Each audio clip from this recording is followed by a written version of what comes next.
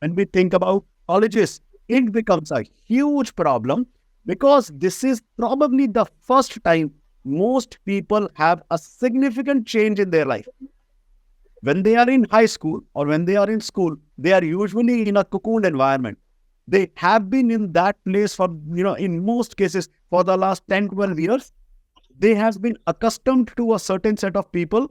All of the familiar faces are always there. And then comes this transition from high school to college or universities. For many students, actually for a large number of students, this is the first time they get out into an unfamiliar environment. And not just an unfamiliar environment, into an unfamiliar environment where they now need to fend for themselves, where they have challenges which are thinking about the independence, which are thinking about the personal growth. As ma'am pointed out, thinking about attachment issues, thinking about, in many cases, living away from their family support systems.